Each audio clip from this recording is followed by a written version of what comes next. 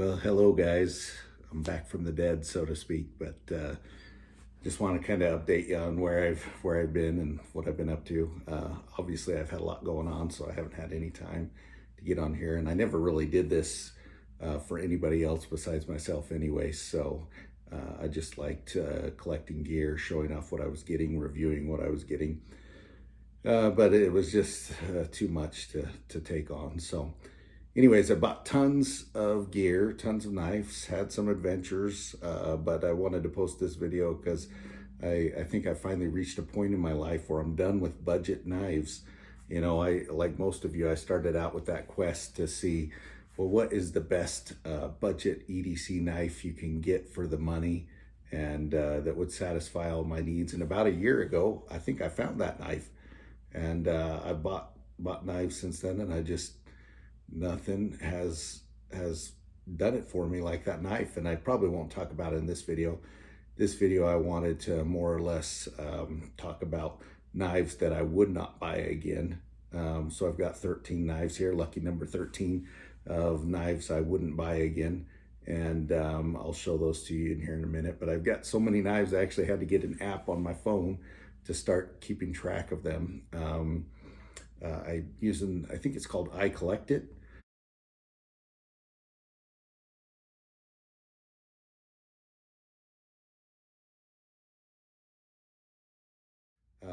And you can create your own categories in there for whatever it is you collect. They have some pre-built categories for things like comic books, which I also collect, and coins. But if you want to do something specific like knives, you can add your own. And I put, you know, who the make is, the model, what the blade steel is, what the handle material is, so I can add all my own subcategories.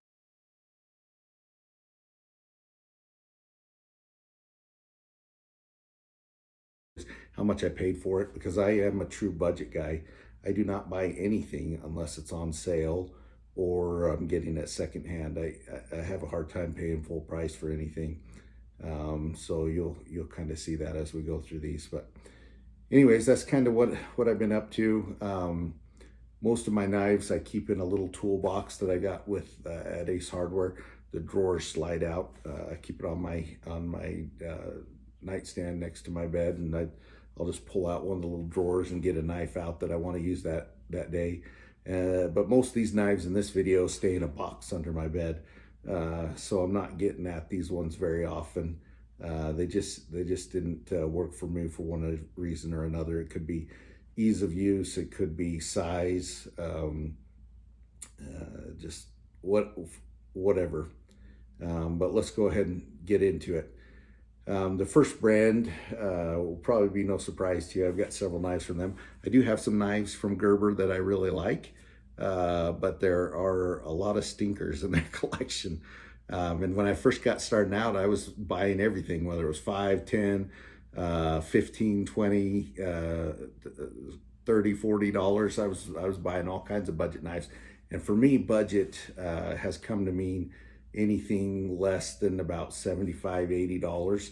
I found that to be, you know, $60 to $75. That's kind of the sweet spot for me. There's a lot of great budget knives in that range, but I was buying everything up to that point, and amassed quite a collection, which I want to show in future videos. Hey, Biscuit, say hi. It's okay. It's just the mailman. But anyways, I want to show those in future videos. So I think I'll kind of break this up. Today we'll look at folding knives that I didn't like. So these ones that I would get rid of and probably not buy again. And then I want to break it up maybe into traditional knives, multi-tools, fixed blades, and then maybe just all my other folding knives that I might have to break that up into 2 videos, just so it's not so long. But I want to kind of review everything, and I don't want to make it a long video where no one wants to watch it. So anyways, back to Gerber. You know, don't buy these Paraph Frame knives. I mean, sometimes you get them free in a kit or whatever. That's probably how I ended up with this one. It came in one of those Christmas kits tins that you buy. Some people will say, well, it's a good first knife, it's lightweight. But if you get used to a knife like this, I don't know. It just doesn't do it for most people. And they're one of the best selling knives. I just don't get it. The steel is not great. The ergonomics are not great. It's tip down carry. I mean, the thumb studs are big and huge. It's not a great knife. I wouldn't buy one of these again. It's not good, not high quality steel. You can see it's even got some rust forming there around the edges, even though it's supposed to be stainless steel. They're really hard to sharpen. That's what I found with them. I guess they're not hard to sharpen, but they don't keep an edge very well. And it seems like I'm working on them forever, trying to get it to sharp. This one is, the partnership that Gerber has with Bear Gorillas. I bought this secondhand at a pawn shop, so I didn't pay full price for it. And rubberized handle actually doesn't feel too bad if you have a small hand. It's a little too small for me. But again, I don't know what they're thinking. Tip down carry doesn't work for me. Partial serrations. I mean, I can see that in an outdoor use where you're cutting a lot of cord and things, but this is not something that I would want to carry every day. The pocket clip is not adjustable. The back lock, although ambidextrous, is not good for one hand. And it's just a little bit small for what I would want to carry every day. It feels pretty solid. I mean, there's a little bit of play in there, but it is what it is. Gerber, I don't know who the market is for these things, but they're not for the knife guy or the everyday enthusiast. This Gerber Paraph Frame, I originally bought this one because I like the color, like that rose gold color, and I liked the look of it, and I thought it might be a good first knife for one of my kids. But when I got it, I realized it is so hard to open. And I've tried playing with the pivot a little bit. You can't get it to be right without a lot of wobble in it. So it's just really hard to open. It hurts your thumb to push on it. You got to put so much force to get it open. So if you're constantly opening it, it just wears a spot on your thumb. Again, tip down carry, not reversible, not ambidextrous. The thumb stud is, set up for right hand. It probably could be switched, but it's just too hard to open. And again, I had a hard time getting a good edge on this. I probably burned the edge because I was so frustrated. I took it to a belt sander to try to get an edge on it, and it has a pretty good edge now, but I probably softened up that edge enough that it won't hold an edge very good. Now we'll move to a different brand. Most of the stuff I really love from Kershaw, but their lower end stuff is kind of hard to take. Initially, when I didn't have a lot of experience with knives a few years ago, I thought it was pretty good. But the Kershaw Cryo, and now you could make an argument that this is what established modern pocket knives. A 4-position pocket cliff, flipper tab, thumb studs, lanyard hole. I mean, this frame lock. This has got everything that you would want on a modern pocket knife, and it's a Hinder design, so I'll probably get some flack for that, but it's just a low-end knife. You see the pocket clips already broken off of this one, and it doesn't open all the way anymore. Those are things that could be fixed, but if you're going to spend money on a knife, the Chinese Kershaw knives are not the way to go. There are some decent ones that I'll show in the next video, but this one just doesn't do it for me. It's too small. That's my main gripe with it. I can get 3 fingers and maybe partial of a 4th finger on it, but it's too small, and it's not that flipper tab for being as big as it is and being assisted. It just doesn't get it out there for me. The next, that's really the only Kershaw that I probably wouldn't buy again, and I have a lot. Next, we'll talk about some Smith & Wesson knives. I don't know why they sell so well. I think I said this in another video, but I do not like, I have yet to meet a Smith & Wesson knife that I like, and I want to like them. I like their firearms, but whoever is making these knives for them, I'd rather have an Ozark Trail than a Smith & Wesson knife. That's sad. But this one is the Victory model. And I bought it because I have a Victory pistol, so I wanted to like it. It's got some kind of sandpaper or something really grippy and textury on the handle here. I guess it's supposed to feel maybe like a gun grip. But the flipper tab does not work. No matter how hard I push on it, I cannot get the knife to open all the way. So you have to use the thumb studs, which are a pain to fight. So really what you have to do is a two-stage opening. Flipper tab and then thumb stud to get it open all the way, which is useless. I've thrown this in the pistol case with my Smith & Wesson Victory, but I would not buy it again. It has, you know, tip down, one position pocket clip. It's small, it's not ergonomic. It's just not a good quality knife. You can get a better budget knife for your money. In fact, there's some other ones on here that would be better than this for your money. It's not a great knife. Here's another Smith & Wesson.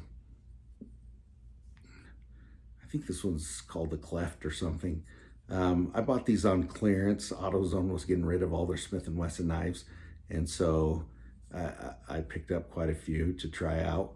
I wanted to like this one. It has G10 stainless steel. It's a bulky knife.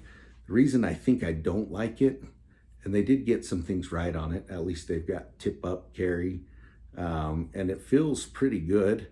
Again, this one opens a little bit better, but you hear that when you open it, it's just really quiet. It almost sounds like it's not locking into place. And so I didn't like that. I didn't like the weight. This weighs 2 or 3 times as much as any knife I've shown you so far. It's so heavy. Look, it's got stainless steel liners plus stainless steel onlays and G10 onlays. It's just a thick knife. It's very heavy. I guess that's maybe what you want if you're buying one of these Smith & Wesson knives. You want something bulky, something substantial, something heavy. For me, carrying every day, this is not what I would want. And the liner lock is really thin compared to the rest of the knife, and it's really hard to actuate. To push that in, it just, again, you get it bites your finger to try to push it in, and it requires a lot of force to get it to go in. So this is not, I wanted to like it, but it's not something I would buy again or something that I carry all that often. This is probably the best Smith & Wesson I've bought, but that's not saying much. Because I've had Ozark Trail knives that I like better than these, and there's no Ozark Trail knives on this table. That's because the Ozark Trail knives that I hated, I've already gotten rid of. I gave those away. And the ones that I like, I've kept, and they're not on this table, and I would buy them again. This one's got a glass breaker and a cord cutter there, belt cutter. Again, it's only got a single position pocket clip. The handles actually feel pretty good. It's not as heavy as that Cleft. And this is the M2.0. So this is after the M&P model of pistols. And the assisted opening on this one actually works better than most. I don't mind. This is kind of an interesting Tonto point. It's almost symmetrical, so it's more like a spear point Tonto.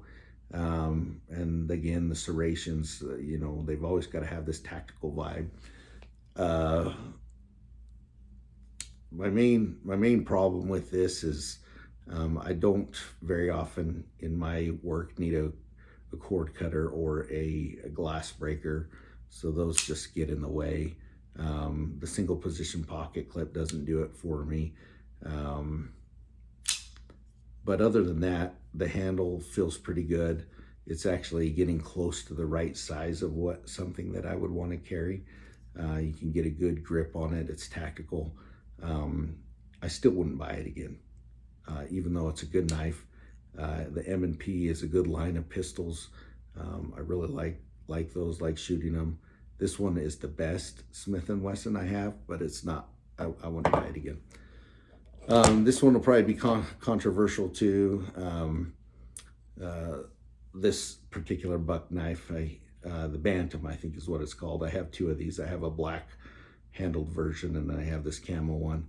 The black one I like slightly better, but I don't love it either.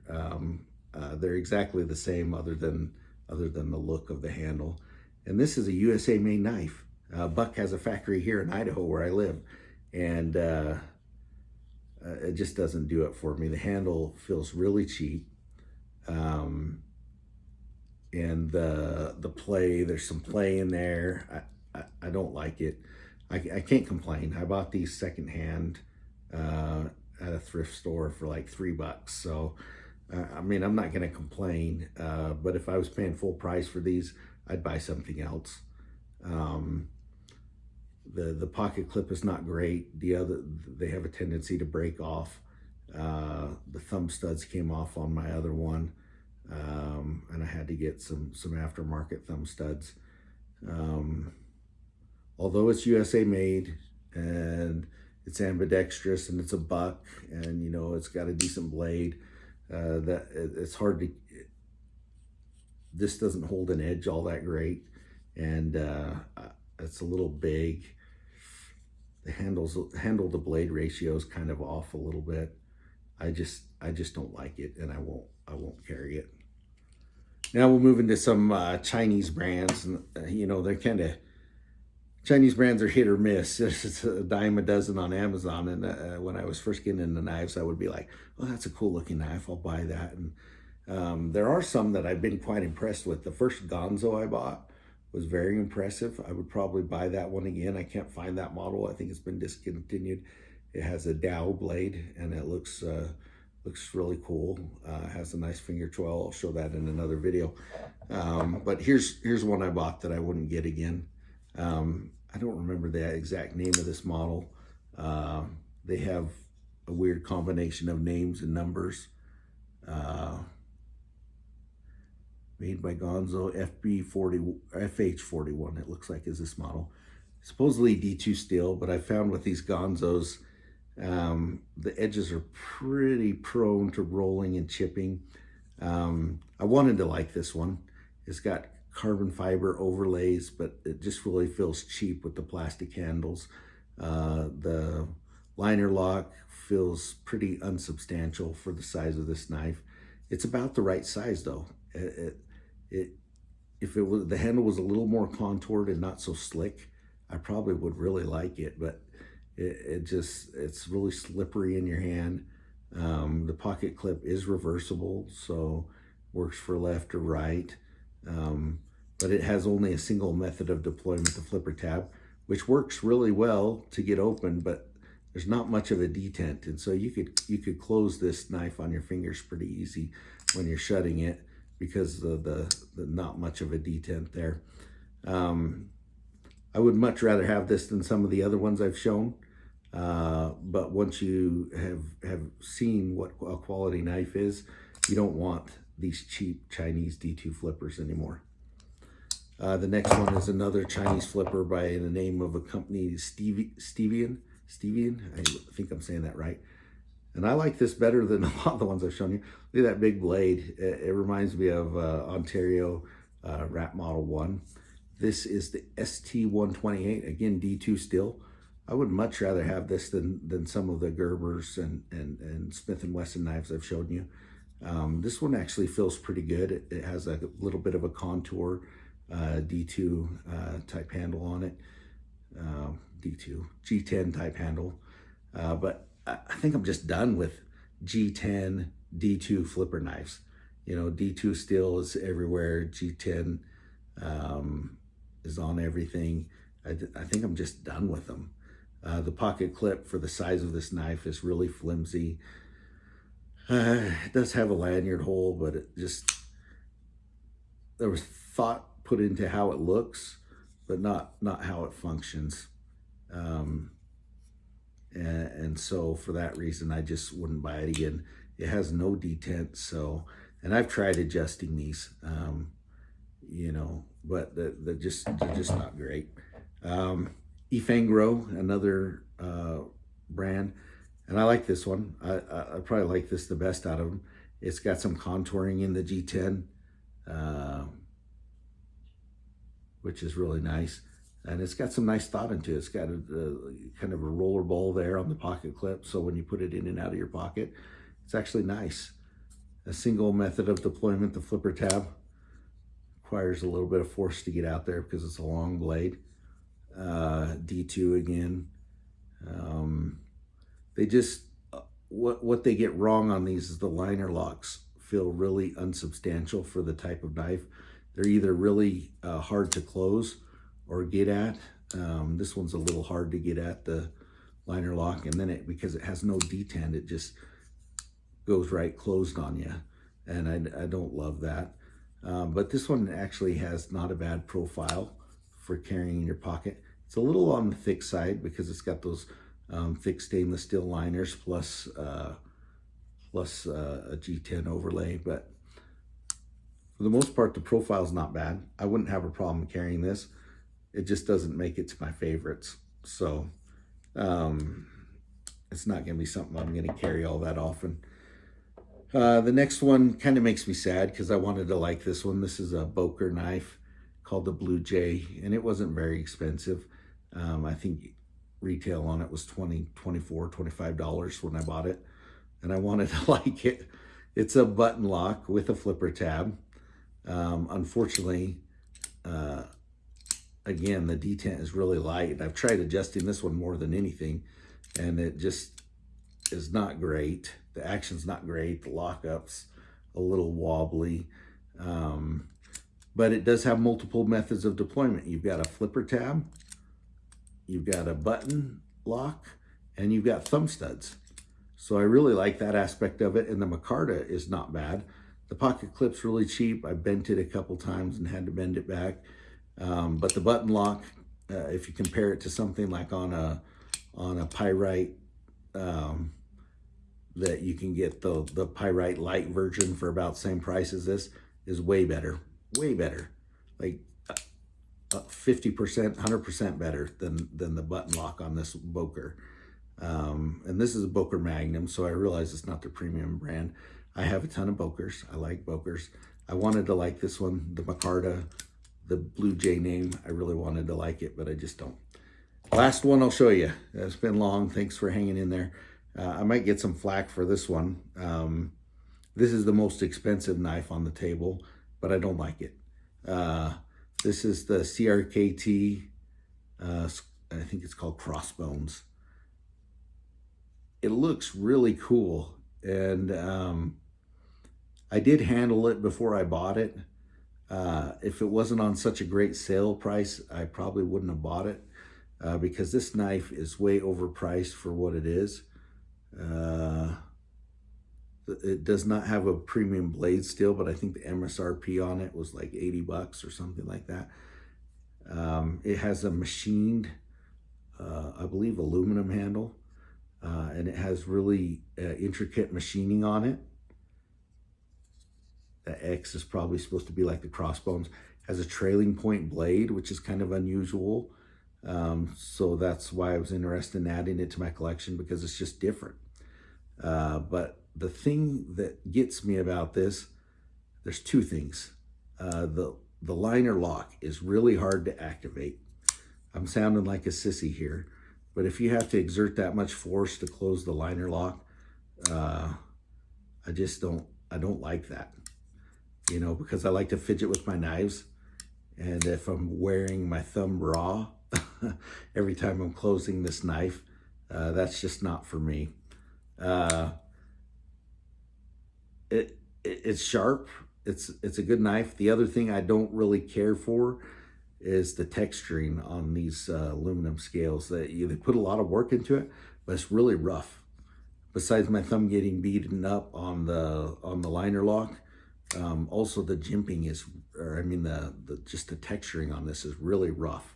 There's a lot of hot spots. If you were using this knife for very long, it would just rub your hands raw because this is so many sharp edges and so grippy. It would probably be great if you were using gloves, but this looks like a gentleman's knife. And when are you going to be wearing gloves to use a gentleman's knife like this? And also you're going to be wearing nicer clothes because you're carrying this gentleman's knife, and this is just going to tear your pants apart. I can feel what it's doing to my hand, so I know what it's doing to my pocket when I carry it.